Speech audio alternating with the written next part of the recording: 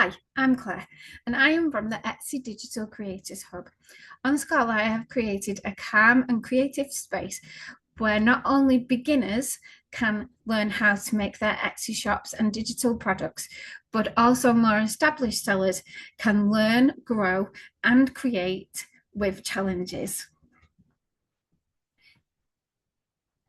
Initially, my community is all about setting up your shop so that you can make extra income for your families.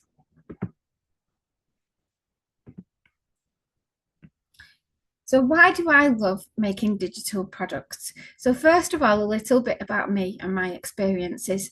I am a full time primary school teacher. So, I work in year three, which is about age three to age 7 to 8 year olds.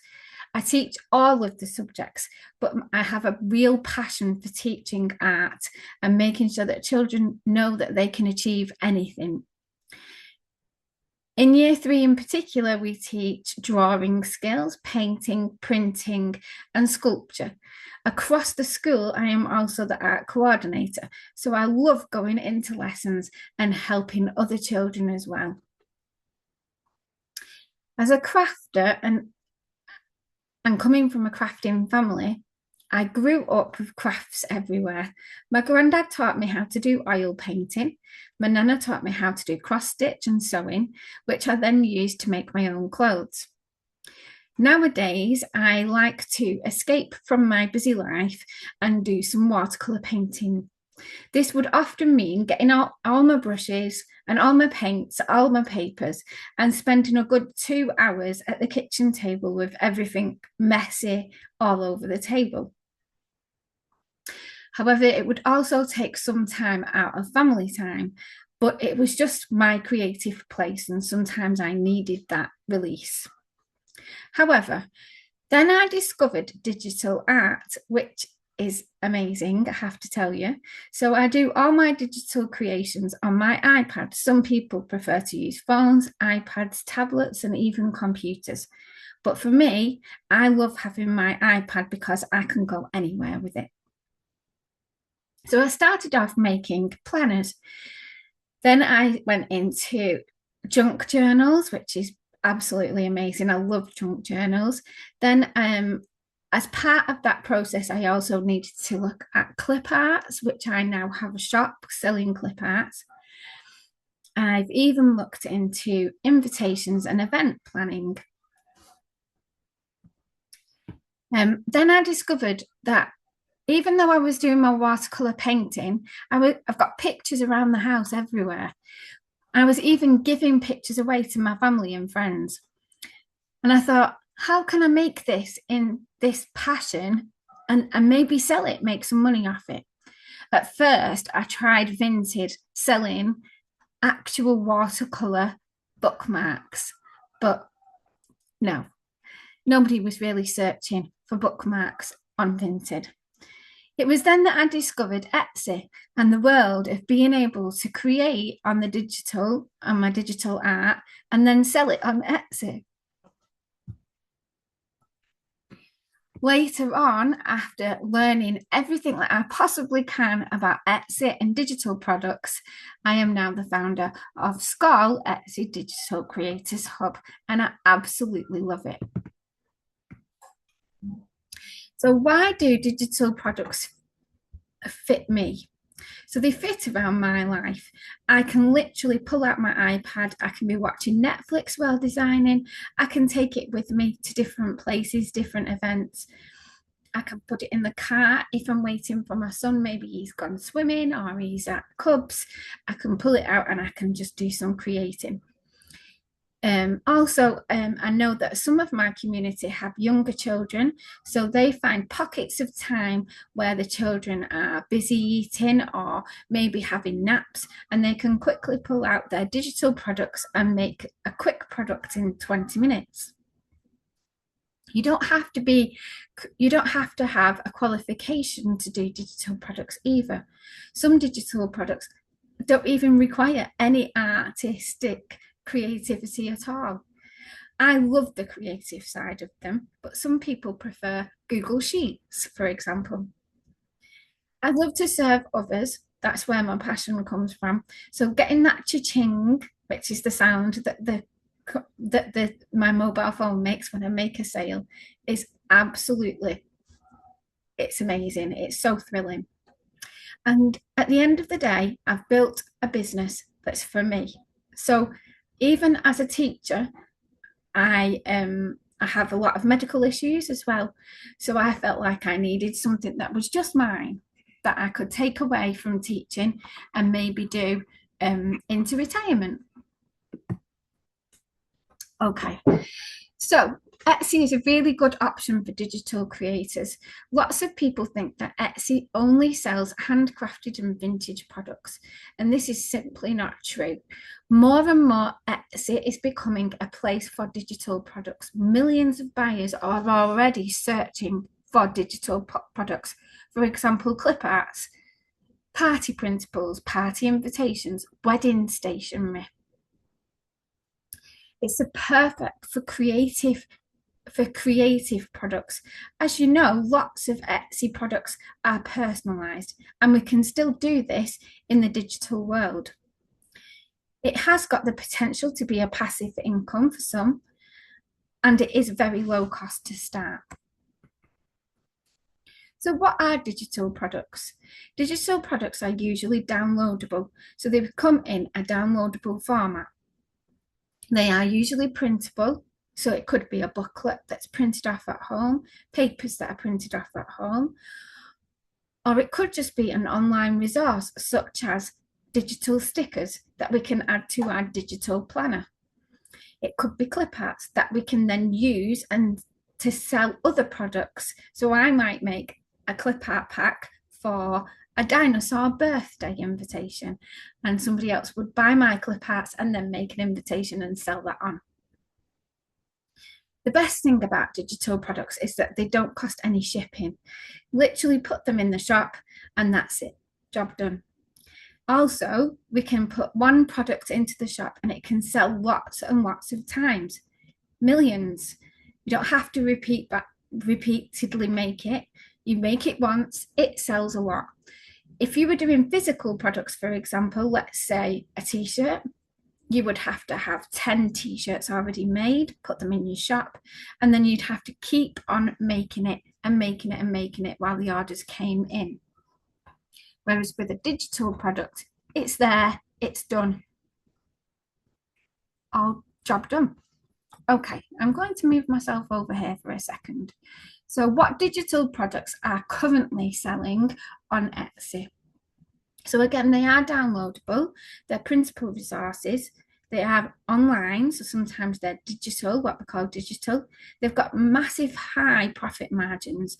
So if we're talking physical might include, when we take our profits out, we've got to think of materials, we've got to think of postage and packaging, we've got to think of how it's going to get to the customer. So for example, the packaging, it might be that we have to pay somebody to make it once we've designed it.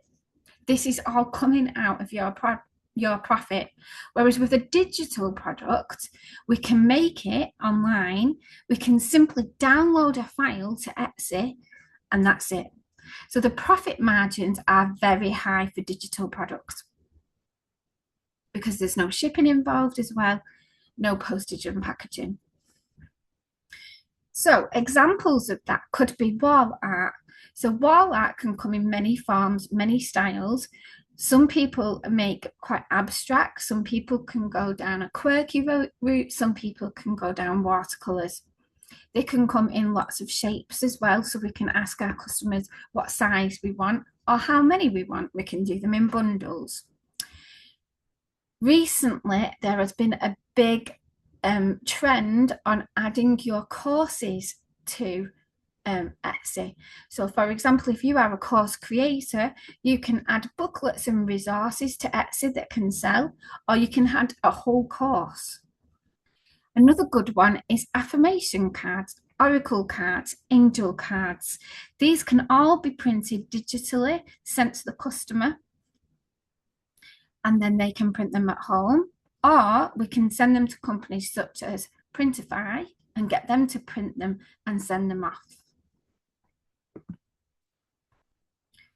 Here's some more examples. So over here we've got a course booklet, and then we've got the whole course with everything in it. Here we've got some junk journal pages, as I said, my favourite. We've got event stationery. So we're not just talking birthdays, we could do bridal showers and baby showers, or even 80th birthday parties. We could do invitations to New Year's Eve parties, invitations to Halloween parties, and so on. Down here, we've also got digital planners, which are quite good as well. So you can do these, you can do these in two ways. The digital planners can either be fully digital, so you download them and they go onto somebody's tablet. Then you can press tabs that will hyperlink you to the different pages within the planner. Or you can set it as a printable planner so that clients can print it off at home. Another option would be to set it as a print on demand. So send your products off to Printify, get them to print it into a booklet, and the booklet gets posted to the company. Again, with Printify, they will take a little bit of your profit. Another really big one at the moment is social media posts.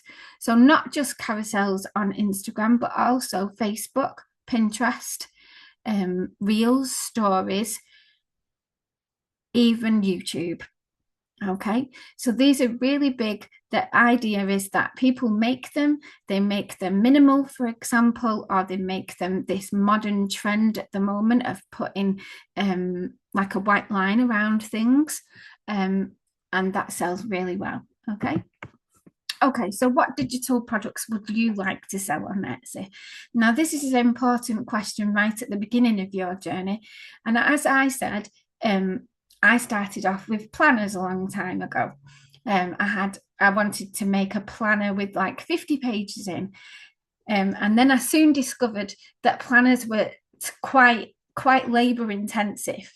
So then I looked at junk journals, and with my creative skills, I really enjoyed junk journals. So I do have a well-established junk journal shop where I sell digital papers, fussy cuts, junk journal papers, tags, cards, ephemera, loaded tags, and so much more. So lots and lots of diversity. However, in making all that, I often had to download lots and lots of clip arts. So I thought, hey, let's have a go at clip arts. So I did. I started using a clip art shop. That's my second shop, and it's going okay. Okay, so moving on. I wonder what you can make. Okay, so getting an Etsy shop started. So to get your Etsy shop started, you will need a bank account. It's recommended that your bank account is separate from your personal account.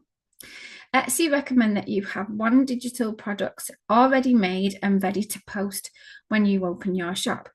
Personally, I tend to make a draft of up to 5 to 7 products, because I'm a busy teacher and a mum, and it's just easier for me to have all those products ready at the beginning of the week and post them throughout the week so that I can make more time to create and perfect, so that I've got high quality products rather than making every single day.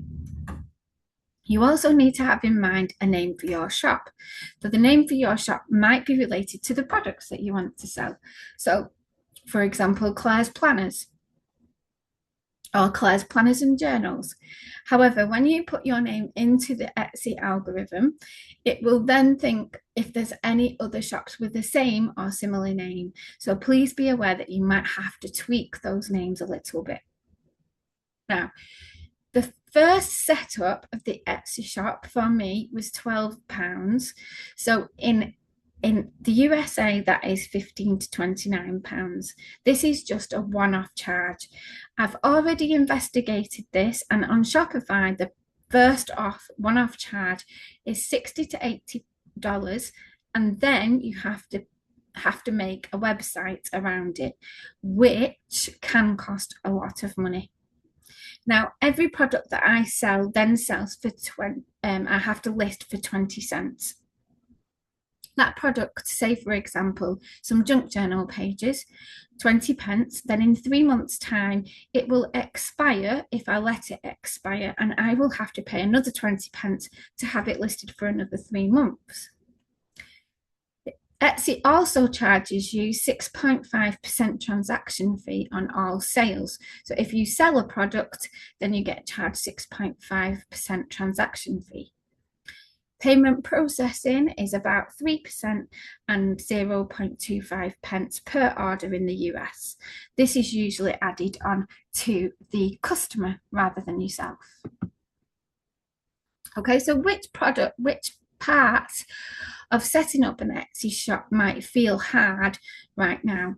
So I think lots of us as creative people, we want to try different things. We want to try different niches, different products. So we move around from one product to the next, trying to explore and see which one we like best. And that's okay to start with, but maybe think about just focusing on one and mastering that one before you move on. Also, for me, the hardest thing was actually pressing that button of open or publish, the button that says you are now an Etsy shop owner. I quite overthought it at the beginning. It took me a few months, and the best advice for me was just do it. Just do it, because it doesn't matter if it's not quite ready, you will get there. Okay, so common mistakes that people sometimes make is waiting until I have a perfect product. So like I said, with the planners, I was trying to think of 50 pages that I could make. And then I was trying to make lots of, say, for example, trackers and pretty pictures around the edge and floral patterns, or like a little table with Monday and Tuesday, or a timetable for the month. And it took a long time because I was going from one page to the next page to the next page, and I wanted it to be perfect. And sometimes you don't need to be perfect for them first few products, because you will master it if you keep on going. So for example, let's take my junk journals. The first junk journal that I made wasn't anywhere near in comparison to the most recent junk journals I'm making. I think my most recent ones are really, really effective, and I've learned so many skills. I've not taken my first junk journals out, however. I just tweak them. So I might add things in. For example, extra clip arts if I feel like it needs an extra clip art, or different colours if I need extra colours. Another common mistake is waiting until everything's perfect. So, for example, in my community, I help people to set up their first shop. So it's really important that you do have that shop optimized. For example, having a banner, having a logo, having a name, putting policies in, for example. But all those things are available in my community with templates if you need them. And you can always change them at a later date. So jumping from one niche to the next, I often see this recently where people, they might think, oh, I'm going to make some planners or some trackers. I'll put some trackers on. And then the next trend that they see, whether it from another creator, oh, that it's trending for baby showers with dinosaurs, for example. So they make some baby showers for dinosaur invitations. Then the next trend that comes up is some wall art for herons, say for example. So they make some wall art for herons, but they're jumping from one niche to the next niche, and the algorithm can't get to know them. So my suggestion is always to stick to one niche for a good amount of time, at least 100 listings for each niche. Okay, so designing what felt right. So often designers will they'll look through the trends. They might look at other products on Etsy. Oh, I really like this, I'll go and make it. They make the product, and then they search for keywords and titles to make their SEO work and to make the algorithm see their product. However, in the community, I teach people that researching is always the first thing that we should do. Research your keywords, research your tags and titles, and then make the product. Lots of mentors also suggest chasing a magic number. So often floating around the internet is this magic 100. Once you've got 100 listings, you'll be okay. You'll get your first sale. And that's not always true. In fact, it's not true at all. The first shop that I made, which was my junk journal shop, it took me a long time to get that first sale, but there was no particular number that it started at. Whereas in my clipart shop, I actually got my first sale within a month and I only had about 20 products in there. Okay. Now, lots of people will also get stuck on views. I've not got enough. I've not got enough sales. I've not made a sale. I've been on for 3 months and I've not made a sale. I've been on for 6 months. I've not made a sale. And mentors sometimes tell you not to look at it, not to think about it. My advice would be to look at the statistics instead. So, for example, if you've got 20 listings in your shop, then you're not going to get as much traffic into your shop as when you've got 50 listings in your shop. So sometimes just having that little measurable, a smart measure to look at, you will see that you are making progress because your traffic will go up or your SEO search will go up. Okay, so back into the Etsy Digital Creators Hub. So over here, I created a really calm space where digital creators can come, they can share their ideas. We have challenges, we have monthly trend reports, we have lots and lots of training on how to make your first shop. However, as we move into, if you are moving on beyond your first shop and you want to grow and scale and make more sales and revenue, then we also have some training for that too. So I really hope you enjoyed it. I hope you can join us, and thank you for watching.